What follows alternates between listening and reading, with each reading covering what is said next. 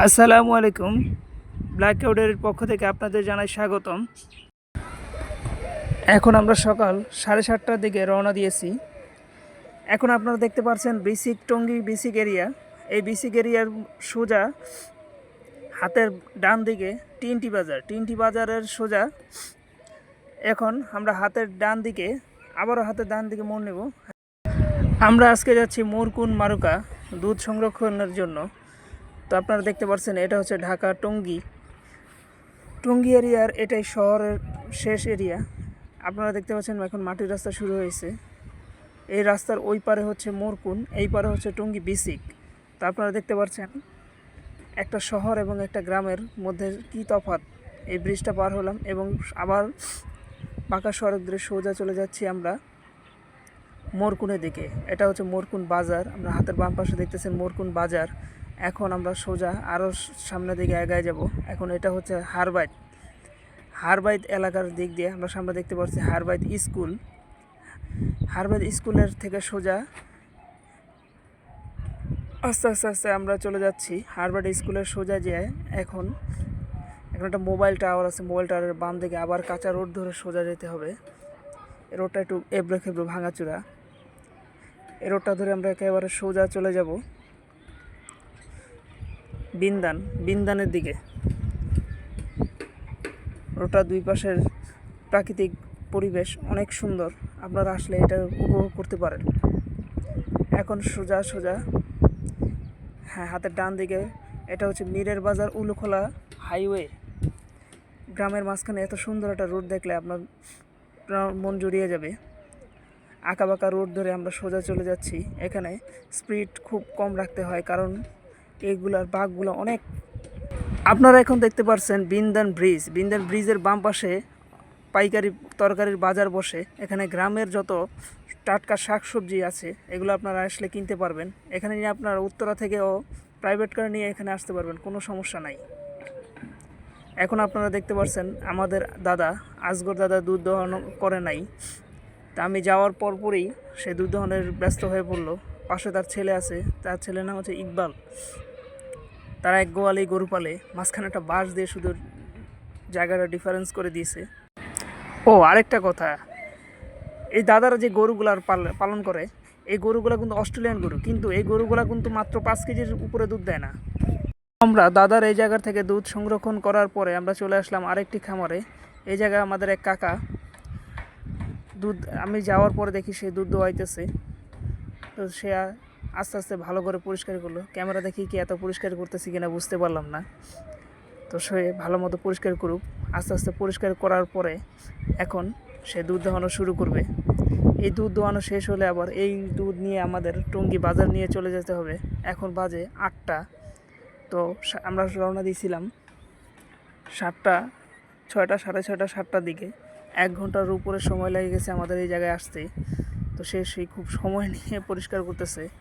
আস্তে আস্তে সে পরিষ্কার করুক। তো এদিকে একটা গরু, সে আমাকে আবার টাচ করতে চাইছিল, একটুর জন্য পারে নাই। তো সে দুধ দোয়ানো শুরু করে দিয়েছে। আমার সকালে প্রতিদিন দুধ দেওয়ার সময় হচ্ছে 9টা।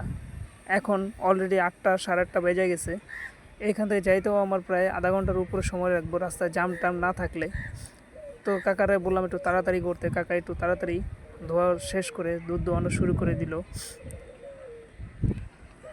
8টা, 8:30টার ভিতরে আমার টঙ্গী থাকতে হবে।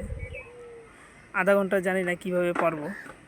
তো আমি তাড়াতাড়ি এই কাজগুলো শেষ করে মোটামুটি 9:20-এর মতো পাচ্ছিল আজকে যাইতে। তো এটা কোনো সমস্যা হয় নাই। মাঝে মাঝেই গাড়ির জ্যামের কারণে আমাদের দেরি হয়ে যায়। এটা একটা ডেলিভারি কাজের মতো। তো আমি বাসায় এসে বাকি যে 8-10 কেজির মতো দুধ ছিল সেগুলোর প্যাকেট করার জন্য বোতল সংরক্ষণ করছি। এই বোতলগুলো সংরক্ষণ করাও অনেক কষ্টের কাজ। তো এগুলো পরিষ্কার করতে হয়, এগুলো লেবেলগুলোর সুন্দর মতো পরিষ্কার করতে হয়। আপনারা আবার জিজ্ঞাসা করবেন লেবেলগুলো কেন তুলতে হয়। লেবেলগুলো তুলতে হয় ভাই, কারণ এই লেবেলগুলো থাকলে দুধ সুন্দর মতো দেখা যায় না, ট্রান্সপারেশন ভালো আসে না। তো আমরা এগুলো খুব যত্ন সহকারে ধুইতেছি। আপনারা অনেকে বলতে পারবেন এইগুলা কেন শুধু পানি দিয়ে ধুন। পানি দিয়ে ধুই, কারণ ভাই আপনার নগদ ধুয়ে নগদ দুধ প্যাকেট করতে হয়। সাবান দিয়ে এগুলো ধুইতে গেলে এই সাবানের যে ক্ষার আছে, এই ক্ষারগুলোর ভিতরে দুধগুলো নষ্ট হয়ে যায়। এগুলোর সময় নিয়ে ধুইতে হয় এবং শুধু এগুলো পরিষ্কার বোতলই, এগুলো উত্তরা থেকে আমাদের সংরক্ষণ করতে হয়। তো আমরা এই বোতলগুলোরে খুব তাড়াতাড়ি পরিষ্কার করতেছি। আজকে দুধের তেমন কোনো চাপ নাই, তাই 8-10 কেজি হলেই হয়ে যাবে। এগুলো আবার রাত্রে আমাদের দোকান আছে, দোকানের সামনে নিয়ে বিক্রি করে ফেলবো। তা আপনারা দেখতে পাচ্ছেন বোতল ধোয়া প্রায় শেষ হয়ে পর্যায়ে। এগুলো শেষ হলে আবার আমার উপরের খামার আছে, খামারের পাখিগুলারে খাবার দিতে হবে। তো আমি দুধ দোয়া 5 কেজি 2টা গ্লান আমরা এখন ঢেলে দেবো। দুধ আস্তে আস্তে ঢালতে ঢালতে এগুলা সব বোতল করে উপরে ফ্রিজে রাখতে হবে। ও আরেকটা কথা আপনাদের শেয়ার করতে চাই, আমরা যারা দুধের এই ব্যবসাগুলো করি, আমাদের সবচেয়ে বেশি হেডেকের হচ্ছে বোতল। আমরা এই দুধগুলো যে সংরক্ষণ করি, এইগুলোর থেকেও বেশি হেডেকের কাজ হচ্ছে এই বোতলগুলো সংরক্ষণ করা। এই বোতলগুলো সহজে পাওয়া যায় না। আপনারা অনেকেই জানেন যে খালি বোতলগুলা শুধু ভাঙারি দোকান থেকে আমরা নিয়ে আসি না, এগুলা খুব ভালো একটা প্রসেসিং আছে। এগুলা ভাঙারি দোকান থেকে আপনার রেস্টুরেন্টে যে বোতলগুলো আছে, এগুলারে খুব সময় নিয়ে আমাদের সংরক্ষণ করতে হয়। আপনারা জানলে অবাক হবেন, আমাদের যে দুধগুলো আমরা সংরক্ষণ করছি, এইগুলোর থেকে আমরা বোতলগুলো সংরক্ষণ করা অনেক কষ্টের কাজ। তো দেখতে পাচ্ছেন আমাদের দোতলায় আবার আমার ডিপ ফ্রিজগুলো রাখা আছে, এগুলো আবার দোতলায় দিয়ে উপরে উঠাইতে হয়, এগুলো উঠাইতে অনেক কষ্ট।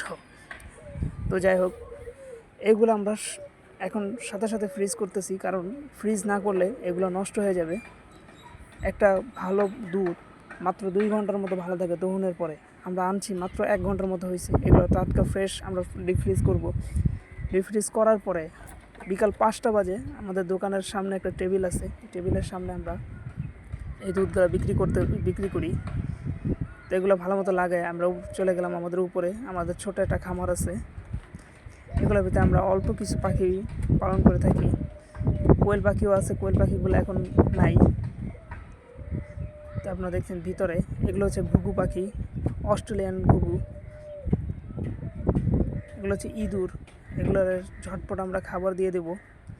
এখন আজকে অনেক দেরি হয়ে গেছে, এত সকাল করে আমরা এগুলার খাবার দিই না সচরাচর।